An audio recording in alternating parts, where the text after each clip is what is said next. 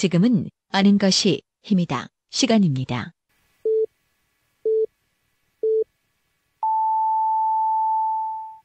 Welcome to the best podcast. Knowledge is power.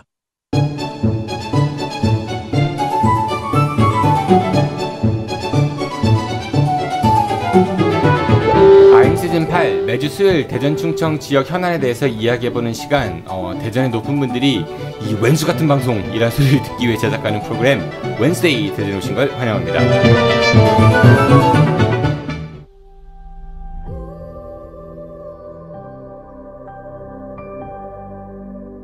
여러분 안녕하세요. 녹색연합 홍보대사 김미화입니다. 여러분 지구를 지키는 방법 뭐라고 생각하세요? 굉장히 어려운 말이죠. 지구를 내가 지킨다? 녹색연합에 여러분들 회원이 돼주시는 방법이 가장 빠른 방법이거든요. 아름다운 지구인으로의 변신. 대전 충남 녹색연합 회원이 돼주십시오. 파이팅! 파이팅! 시민에서 회원으로! 시민에서 회원으로. 시민에서 회원으로! 웬스데이 대전은 매주 수요일, 이번 방송이 되는데, 이번 주는 재규상팀이 함께 합니다. 재규상팀. 재규상팀의 수계 오마이뉴스 장재환 기자 나오셨습니다. 어서 오십시오. 네, 안녕하세요. 네, 장재환의 재고요. 그 다음에, 우리 방방 뜨는 그 재규상팀을 차분하게 이렇게 만들어주시는 분인데, 중등교사 이규현 선생님 나오셨습니다. 어서 오십시오. 네, 반갑습니다. 네, 그럼 왜 재규상인지 아시겠죠? 네, 마지막으로는. 알겠는데 마음에 안 들어요. 네, 어중간한 김상기입니다. 네, 김상기, 어디나 나오는 김상기 팀장이 세 분이 모였습니다. 혹시 세 분 그 우효상 팀 방송 들어보셨나요? 네, 네, 들었습니다. 어느 팀이? 우효상 멋있는 이름이. 김우천, 김효인, 김상기. 다시 우리끼리. 김효인이요? 임효인. 어땠어요? 우효상 팀과하고 우리 팀하고 비교해보면. 그 베테랑들이라서 확실히 더. 정재환 기자님이 제일 베테랑 아니에요? 아니에요. 그런데 거기 잘하는 것 같은데 우리는 그 외모로 승부하니까. 외모로 승부하니까. 그러면 저는 잘하고 외모도 되고 이렇게 정리하겠습니다. 네, 알겠습니다. 이 팀 걱정됩니다. 네, 그러면은 이번 주 우리 재규상 팀이 갖고 오신 그 대단히 현황에 대해서 좀 이야기해보도록 하죠. 추석 바로 직전에 우리가 방송을 하는데 우리 장재환 기자님께서는 어떤 거 가져오셨나요? 저는 대전시 생활임금과 관련한 이야기를 좀 해보려고 합니다. 생활임금이라 하면은 이게 최저시급은 아니고 대전시와 관련된 기관에서는 이 정도는 줘야 된다 뭐 이렇게 이해하면 되는 거죠? 그렇죠. 우리가 많이 알려져 있는 건 이제 최저임금에 대해서 얘기를 하고 있죠. 최저임금은 헌법으로 보장된 그런 거죠. 그래서 법률을 따로 만들어서 하는데 네. 얼마인지 아세요 혹시? 내년도에. 내년. 네, 김상기 팀장 얼마죠? 꼭 외워야 되는 건 아니죠. 그런 근데, 것도 몰라. 네. 아니, 바뀌었잖아요. 8,590원 시급으로. 네, 방금 보고 읽으셨습니다. 네. 외워와도 어렵더라고요. 네. 맞아요. 10원도 아닌데. 수는 없는데 어쨌든 이 최저임금은 그 국가가 법으로 정해서 적어도 이 정도 노동자들의 최저 그 생활을 보장하기 위해서 정하는 건데요. 어기면 처벌받고. 그렇죠. 법률로 정한 거니까. 근데 생활임금은 뭐냐면 최저임금은 너무 낮으니까 적어도 그 최저임금 이상의 임금을 줘서 노동자의 실질적인 생활을 보장하기 위해서 정하는 그러니까 조례로 정하는 그런 제도예요. 법률 정하는 건 아니고. 없어도 되고 있어도 되는 건가요? 그렇죠. 꼭 있어야 되는 강제 규정은 아닌데 권고 내진 지향점. 네, 한국에서는 그 2013년 서울 그 성북구 노원구가 이제 처음으로 시행하면서 도입되게 됐어요. 당시 구청장들이 누구였나요? 노원구요? 네. 뭐 좋은 사람. 네. 네, 안 적어오셨나 보군요. 네. 그런 사람 뭐 필요 없어요. 그것까지 알 필요는 없는 것 같아요. 네. 우리 지역 구청장도 2013년에 누구였는지 자꾸 헷갈리는데 뭐 남의. 네, 맞습니다. 근데 이 생활임금이 좀 이렇게 작년에 많이 좀 이렇게 입에 오르냈던 게 그 위원회에서 정한 거를 또 대전시에서 허태정 시장이 깎았었던 일이 있었었잖아요. 네. 너무 앞서가시는 거예요. 앞서가는 거야, 네. 개념 얘기하고 있는데. 네. 미리미리 이렇게 가면 어떻게 해요? 과거 얘기를 했는데 미리 갔다고 하니 저 할 말이 없네요. 네. 그 생활임금을 말씀하신 대로 이제 논란이 많이 됐던 게 어찌 보면 더 홍보를 많이 한 거죠. 네. 그 허태전 시장이 유성구청장 시절일 때 가장 처음 대전시에 그 도입이 됐고요. 네. 대전 개념이 도입이 됐고 지금 시장이 됐는데 작년에 첫 해에 생활임금위원회에서 생활임금을 정했는데 그 정한 거를 시장이 임의로 깎고 네. 그 정하면서 공포하면서 논란이 됐었죠. 그러니까 위원회에서 결정한 것보다 금액을 깎아. 돈이 없다고가 190 얼마였죠? 169원을 169 원. 생활임금위원회에서는 9,769원을 이렇게 결정을 했는데 네. 대전시가 시장이 결제하면서 169원을 삭감된 9,600원으로 정했던 거예요. 그러니까 올해 지금 현재 적용되고 있는 적용되고 있는 거죠. 그 총 다 합치면은 뭐 2억 원 정도 예산을 뭐 절감했다 뭐 이렇게 기억을 얼핏 나는 것 같아요. 예, 뭐 돈이 없어서 한 1,000여 명 이상이 그 해당이 되는데 적용이 되는데 그 중에서 뭐 2억 원 정도면 사실 돈 때문에 그런 건 아니겠죠. 근데 어찌 보면 사회적 흐름이라는 게 조금 있었어요. 알겠지만 그 문재인 정부가 출범하면서 최저임금 1만 원 시대를 공약을 했고 지금 2년 정도가 지났는데 사실 어려워 보여요. 그런데 이제 어려 보여요? 어려워 보인다고요. 못하는 실현하기가 만 원이 안 된다는 거잖아요. 예. 어려 보이는 사실 그런 논란이 지금 많이 있잖아요. 네. 적어도 임기 내에 1만 원 시대를 열어야 되고 최저임금 또는 임기가 끝날 때쯤 되면 그걸 해야 되는데 아까 말씀드렸듯이 8,590원 정도 수준이라면 그 정도 그 추세라면 쉽지 않아요. 못하죠. 못한다고 봐야 상황이 됩니다. 오고 있어요. 근데 작년에 대전시가 생활임금을 9,769원으로 위원회에서 결정을 하니까 좀 너무 높다 이런 이제 느낌이 있었던 거죠. 그래서 9,600원을 일단 깎았는데 여기서 예. 궁금한 게 이제 생활임금을 받는 분들을 얘기를 해야 될 것 같아요. 갑자기요? 예. 아니, 제가 끼어들질 못했습니다. 하셔도 돼요. 근데 이제 제가 지금 얘기하고 싶은 건 올해 생활임금이 결정이 됐기 때문에 이 따끈따끈한 소식을 전해드리려고. 올해 작년 거 그렇게 해서 깎였는데 올해 게 또 위원회에서 결정된 거죠? 네. 아니요. 대전시도 결정을 했습니다. 대시도 공표가 안 됐죠. 얼마나 따끈따끈합니까? 이번에도 깎였어요? 아니에요. 그래서 지금 방금 우리들이 얘기했던 작년 상황이 굉장히 대전시는 중요한 상황이거든요. 이렇게 좀 높이 위원회에서 정했는데 시장이 깎았으니까 올해도 노동계에서는 올해는 적어도 1만 원을 넘어야 된다. 예. 왜냐하면 올해 그 시급이 1만 원 넘는 지자체가 전국에서 네 군데가 이상이 돼요. 올해? 예, 2019년에. 그런데 대전시가 2020년만큼은 그래 1만 원은 넘어야 되지 않느냐 이런 주장을 했고 작년같이 위원회에서 정해놓으면 시장이 일방적으로 깎거나 또 심지어는 조례로 만들어서 정해놓고도 그 적용이 안 되는 것들이 올해 조사해 보니까 그런 데가 있었어요. 그 대전시 산하 그 공단이라든지 이런 데에 그 출연기관, 마케팅공사, 도시철도공사 뭐 이런 곳들. 그렇죠. 마케팅공사 같은데 이런 데가 적용이 못 받았던 거예요. 네. 조례를 정해놓고 시가 정해놓고 그것도 못한 거죠. 이제 그래서 이제 문제가 됐고 논란이 됐었는데 마침 지난 9월 6일 금요일에 생활임금위원회에서 1,550원, 10,550원 넘었죠. 이걸 결정을 했고요. 또 대전시장이 이걸 결정할 때 혹시 깎지 않을까 했는데 오늘 제가 확인한 결과 결제가 났답니다. 그대로 확인. 10,050원? 드디어 그래서 대전시의 생활임금 1만 원 시대가 오게 된 거죠. 그런데 이게 공표는 안 됐습니다. 이게 내일 오전에 공표하기로 돼 있는데 저희가 이거 방송 녹음하면 수요일날 하니까 괜찮을 것 같아요. 아무 문제 없을 것 같아요. 제가. 왜냐면 너무 일찍 그걸 발표하면 제가 발표하면 이상하잖아요. 엠바고처럼 된 건데. 네. 그래서 마음 편하게. 어쨌든 먼저 알았지만은 청취자분들께 나중에 전해지는 거다. 어쨌든 축하할 일이네요. 내일 오전에. 네, 공표를 제가 특별히 그러면 이거를 오늘 심야에 한번 올려볼까요? 안 돼. 약속을 했는데. 알겠습니다. 네, 그래서 드디어 대전시에도 좀 우려했지만 그래도 1만 원 시대가 이제 열렸다는 데서 좀 좋은 일이라고 좀 생각을 하고 맞습니다. 물론 더 오르면 좋겠지만 그래도 이 정도는 괜찮다는 생각하고 그건 어때요? 아까 말씀하신 대로 일부 그 대전시 산하 출자 기관 같은 곳에 적용을 안 됐던 곳은 이제는 그 적어도 대전시 출자 기관만큼은 강제 적용이 되는 건가요? 제가 그것도 한번 대전시에 물어봤더니요. 이게 왜 안 되냐 그랬더니 그 출연기관이나 출자기관에서는 노사가 합의에 의해서 임금을 정한다는 거예요. 그 아까 우리 김상희 팀장님이 어떤 얘기를 했냐면 어떤 사람들이 그게 적용 대상이냐 이랬는데 주로 보면 이제 최저 시급보다 조금 위에 임금을 받는 사람들이니까 그 시와 관공서에서는 뭐 청소하는 사람들이라든지 경비하는 사람들이라든지 그러니까 예전에는 용역으로 했다가 최근에 무기계약직으로 정규직이라고 할 수는 없지만 무기계약직으로 전환한 분들이 이에 해당이 돼요. 그런데 그럼 왜 그 사람들한테 적용을 안 했느냐 그러면 이 사람들도 어쨌든 비정규직이 아니기 때문에 노사 협상을 통해서 임금을 정하는데 대전시가 직접적으로 거기에 개입해서 그거를 얼마로 정해라 이렇게 할 수가 없어서 왜 없어요?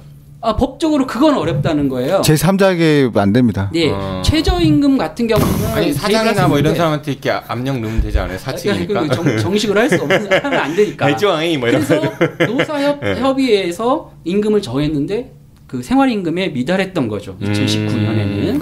그러면 아니에요. 뭐 노조가 더 얘기할 수 있지 않았나. 같은 경우에는 그런데 이제 그게 또 문제예요. 노조라는 게 어떤 데는 상급단체 민주노총이나 한국노총처럼 큰 상급단체를 가지고 있는 노조가 있고 어떤 곳은 개별 노조가 있습니다. 네. 그래서 개별 노조에서 무기계약직으로 전환된 사람들까지 노조로 가입시키고 받는 데가 있고 별도의 노조가 있는 거예요. 맞아요. 이렇게 네. 다양하기 때문에 어떤 같은 일을 하면서도 대전시 산하 출자 출연기관이면서도 다르게 차별을 받는 사람들이 생긴 거죠. 그래서 올해 제가 몇 개 노조하고 통화했는데 올해 임금 협상에서는 다들 대부분이 그걸 적용할 수 있도록 노력하겠다 이렇게 약속도 하고요.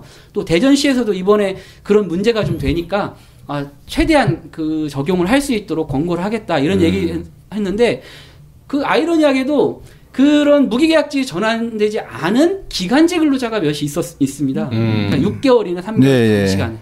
이런 사람들은 뭐 자기 권리를 보장받을 수가 없잖아요. 노조가 없으니까. 이런 사람들은 이미 생활임금 적용을 받았대요. 그래서 노조들이 역전이다.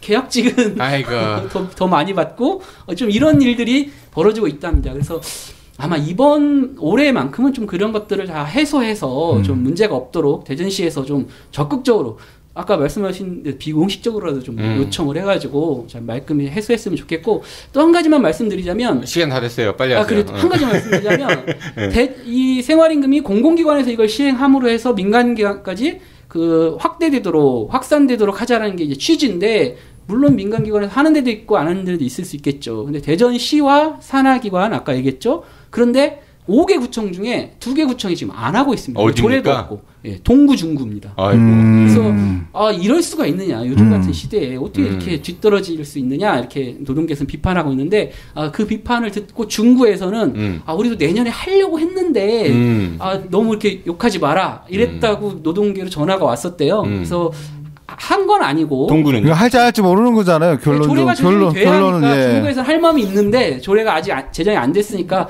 할 생각이 있다 뭐 이런 얘기고 동구는 아무런 얘기가 없습니다. 제가 다다음 주구나 9월 19일에 황인호 청장 직접 뵙거든요.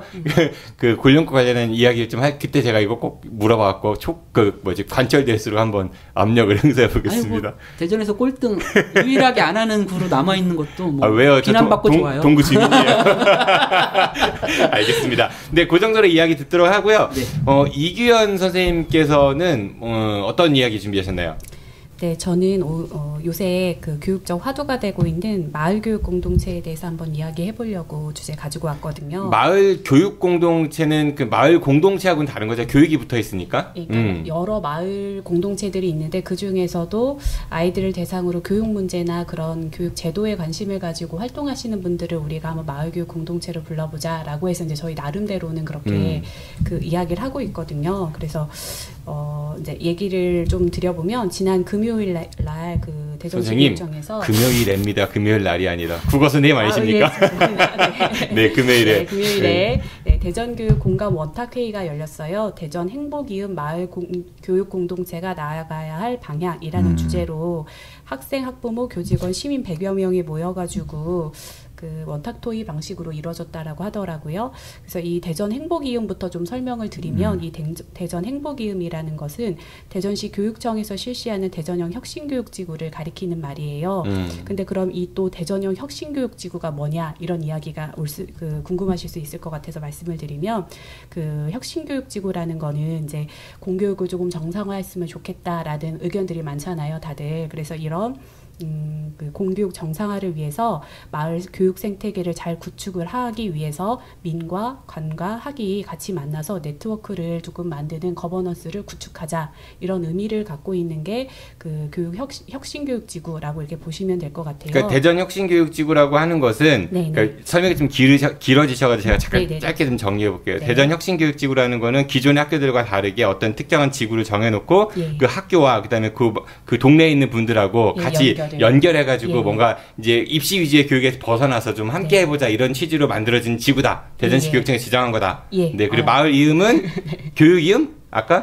이 행복 이음. 행복 이음은 그런 지구들을 연결한 거를 말하는 건가요? 예, 그러면은? 예. 네, 됐습니다. 예. 그래서 이제 대전의 상황을 조금 정리를 드리면 이제 작년에 교육부에서 풀뿌리 교육자치 협력체계 구축을 위한 사업 공모가 있었어요. 요즘엔 말들도 참 예, 어려워요. 어렵죠. 네. 저도 한참 찾았는데 그래서 거기에 이제 대덕구가 공모를 해서 대덕구가 이제 선정이 되었어요. 그래서 교육부 사업에? 예. 그래서 2018년도에 이제 그 대전광역시 교육청이랑 협약을 맺어서 그 대덕 행복 이음 혁신 교육 지구라는 것을 이제 운영을 하고 있고요.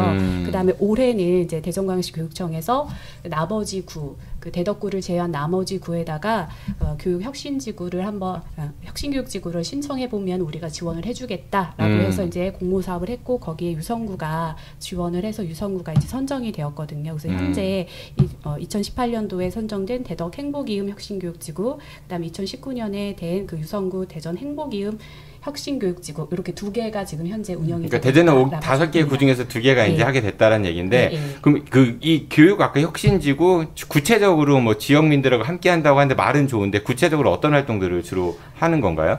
이제 그 활동하시는 선생님들을 조금 알아가지고 그분들한테 이야기를 들어보니까 대덕 행복이음 혁신교육지구가 이제 모델로 좀 많이 보는 그 지역이 경기도 시흥을 좀 많이 그 사례로 보고 있어요. 그래서 그 마을에서 활동하시는 마을학교 활동가 분들 하고 그다음에 학교의 선생님들하고 연결을 해서 학교하고 마을이 함께 아이들의 교육을 하는 그런 그 모습을 모델을 만들어 보자라고 하셔서 일단 마을 조사를 하세요. 자원을 조사를 해서 우리 동네 누가 살고 뭐가 있고 이런 것들? 그렇죠. 아이들과 함께 할 수 있는 사업에는 어떤 것들이 있느냐 이런 것들을 좀 조사를 하고 그걸 어떻게 학교하고 연결해서 우리가 활용을 해서 교육을 할 수 있느냐 이런 것들을 그 이제 그 센터를 만들어서 지원 센터를 만들어 가지고 이제 하는 사업을 시작은 했는데 그래서 이제 대덕구 같은 경우는 학부모 아카데미 같은 것들이 지금 현재 이루어지고 있거든요. 그래서 이런 것들이 대표적인 사업이라고 보시면 될 것 같아요.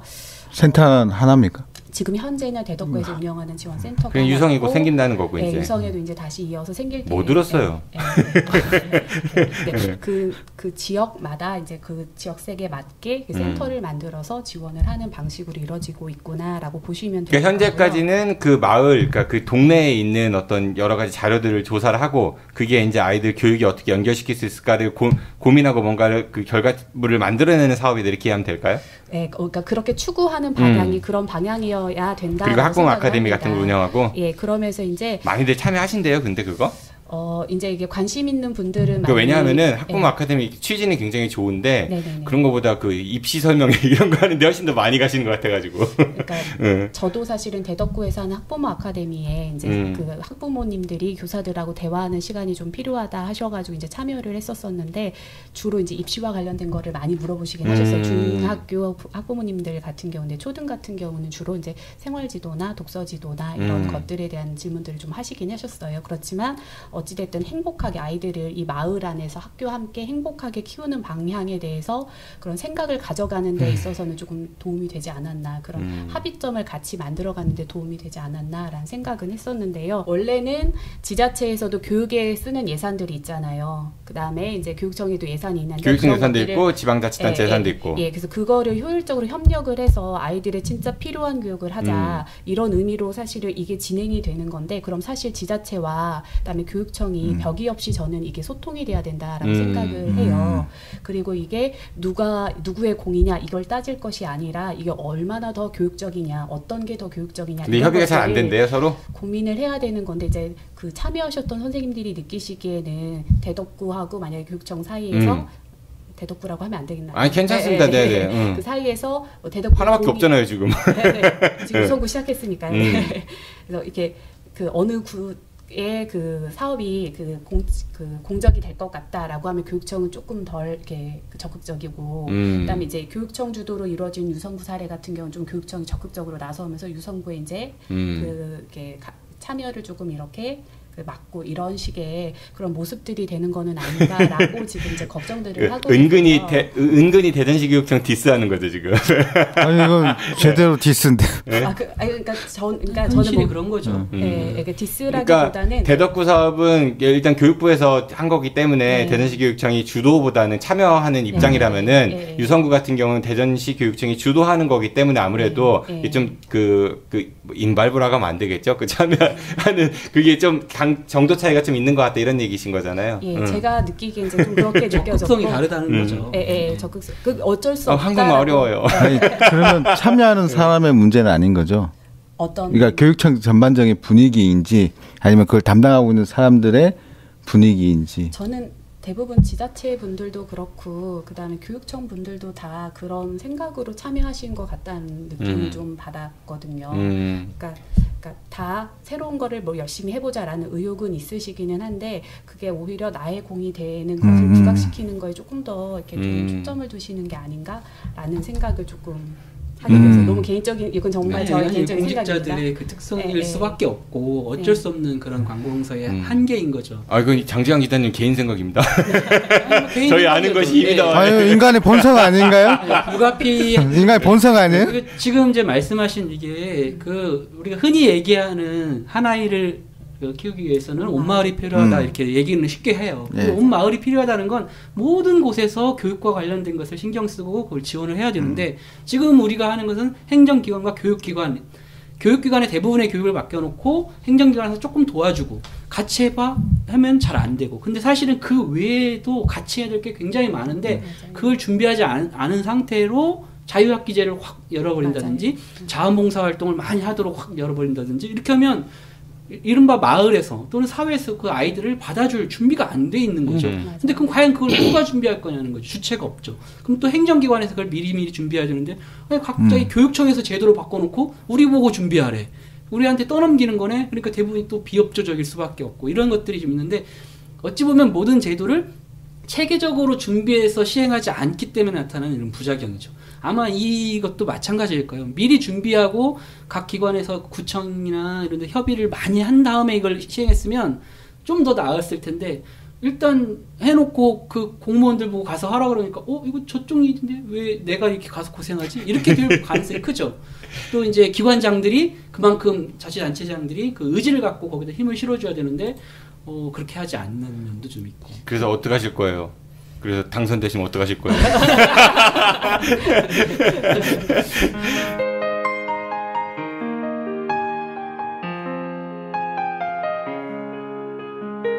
여러분들은 지금 대전 지역의 최고의 팟캐스트 아는 것이 힘이다의 한 주간의 이슈를 되돌아보는 시간. 이규현, 김상기, 장재환의 웬수데이 대전 2를 듣고 계십니다. 아니다, 웬수데이 2 대전이구나. 있어요? 알아서 해. 그리고 우리 김상기 팀장께서는 트램 관련한 거 시간 없어요? 네. 예산 늘었죠? 예산이 늘었습니다. 태미곡에 지하한다는 그 얘기잖아요, 그렇죠? 그렇죠. 이제 처음에 됐죠, 끝났죠? 아니요. 간단하게 소개가 필요할 것 같아요. 무슨 얘기냐면 이제 예비 타당성 조사 면제를 받았습니다. 대전 도시철도 2호선이. 그래서 트램이 이제 준비가 되고 있는데 처음에 예타 면제 받았을 때 태미곡에 대한 내용들이 없었어요. 그리고 서대전 육교에 대한 지하화는 있었고, 근데 이게 이제 그 KDI에서 봤을 때 이게 가능하냐 아니냐를 적정성을 따졌을 때 태미고개에도 지하화가 필요하다. 그러니까 그냥 갈 수는 없다. 이 얘기가 됐었고 서대전 육교도 지하화가 필요하다. 이렇게 얘기가 돼서 902억 원의 예산이 늘었습니다. 이거는 정해진 총액이 902억이에요, 아니면 아니야.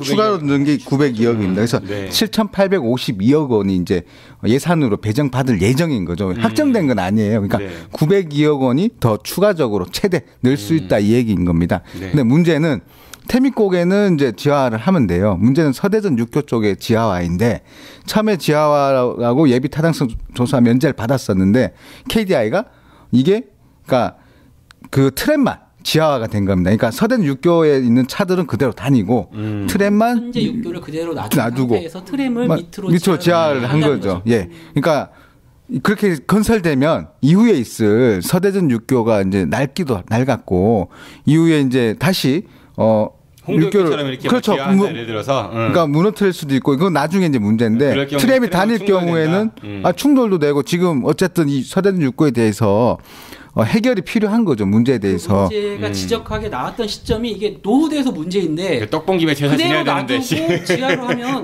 더 위험해지죠. 위험하죠. 예. 그래서 그치, 구조물이 오래됐는데 거기 땅 파면은 흔들릴 수도 있고. 흔들리고 반대로도 될 수 있습니다. 트램이 깔렸는데 서대전 육교를 다시 보수한다든지 뭐 철거한다든지 그러면 그 트램도 문제가 생길 수 있는 거죠. 예. 그러니까 어쨌든 안전에 대해서는 문제가 생겼는데 이게 지금 해결될 수 있을지는 장담할 수가 없는 거죠. 어차피 할 때 한꺼번에 해야 된다. 그러니까 어떻게 해야 돼? 떡봉김에 제사 지내야 되니까 어떻게 해야 돼요, 그러면? 예산을 따와야죠. 그러니까 계속 노력을 해야 되는 거예요. 당신은 어떻게 하실 거예요? 예산 따기 좋아하는 그런 그런 거 잘하시는 우리 지역 국회의원들 계시잖아요. 이렇게 네. 현수막 붙이고 내가 왔다. 몇 선 어쨌든 900억 원에 900억 원에 트램 예산에 넣은 거는 뭐 시에서 노력한 바가 있는 건데 다만 더 노력하셔야 된다는 거죠. 지금의 노력으로는 불충분하다. 더 노력을 하셔야 되고 또 하나는 트램에만 깔릴 수는 없는 거거든요. 대전시 전체 도시교통 체계를 바꿔야 되는 내용이 필요한 거예요. 앞으로 깔리려고 그러면. 그래서 대전시가 이번에 시내버스 승객을 늘려보자. 이제 계획도 얘기하고 논하자. 이렇게 얘기를 했거든요. 그러니까 시내버스, 도시철도 1호선 지하철, 그리고 도시철도 2호선 트램 이 세 가지 그리고 또 등등의 것들 뭐 걷기도 있을 수가 있고 자전거도 있을 수가 있고 그러니까 대중교통과 자동차 그러니까 자동차는 배제시킬 수 있는 대중교통 활성화 방안이 필요한데 지금 계속 준비 중에 있다고 합니다. 근데 이걸 믿을 수 있을지를 좀 저는 못 믿겠어요. 그래서 김상희 팀장이 오늘 차 갖고 오셨죠? 예. 본인부터 실천하세요. 그러니까 차를 가질 수 있냐 없냐 얘기는 아니에요. 실천의 문제가 아니에요. 그러니까 무슨 얘기냐면 그러니까 제가 늦게 왔잖아요. 자동차를 가져왔기 때문에 늦은 거죠. 그러니까 더 그렇게 돼야 되는 거죠. 그러니까 담배 피우느라 늦었다면서요? 아니. 어디서 양을 팔어? 자동차를 자가용을 가지고 나가면 힘들다, 어렵다라는 인식이 계속 생겨야 되는 거고 트램이 거기에 하나의 방안이 될 수 있겠다는 것이죠. 청춘을 돌려다오. 안녕하십니까. 여러분은 청춘하면 어떤 생각이 드십니까? 청춘학교. 청춘학교는 배움의 열정을 가지신 어르신들이 한글, 국어, 영어, 수학도 배우고 영화, 연극, 전시회 관람도 하고 스마트폰 사용법도 배우는 열린 배움터입니다. 배움, 나눔, 행복이 있는 청춘학교에서는 배움의 열정을 가진 학생과 재능 기부를 해줄 선생님 그리고 후원자들의 참여를 기다리고 있습니다. 학생 무료, 선생님 무료, 후원회원은 유료. 기부금 영수증 발행됩니다. 전화 042-254-2007번이나 010-6620-8255로 연락 주시면 되고요. 자세한 내용은 다음 카페에서 대전 청춘학교를 검색해 주세요. 감사합니다. 네, 이렇게 해서 아임 시즌 8, 웬스데이 대전, 2019년 추석 직전 대전 지역의 현안에 대해서 좀 이야기를 해봤습니다. 뭐, 높으신 분들이 별로 이 웬수 같은 방송이라고 할 만한 얘기는 안 나온 것 같아요, 보니까. 특별히. 장장 기자님 어떻게, 못하신 말씀 제가 시간 굉장히 타이트하게 드렸으니까 짧게, 하시고. 저는 칭찬하는 말이라 잘했다고 웬수라고 생각하지 않을 텐데 다만 이게 1만 원 시대를 생활임금 1만 원 시대를 열었으니까 뭐 환영할 말은 하는데 올해처럼 정해놓고 안 지킬 거면 뭐하러 정하냐는 거거든요. 그러니까 적어도 2020년 내년부터는 정확히 잘 지켜지도록 그렇게 뭐 준비를 잘 했으면 좋겠습니다. 취지에 부합되게 제도가 잘 운영됐으면 좋겠다라는 말씀이시고 우리 이견 선생님께서는요. 네, 아까 마을교육 공동체에 대해서 개념을 잘 못 설명드리고 간 것 같아서요. 네.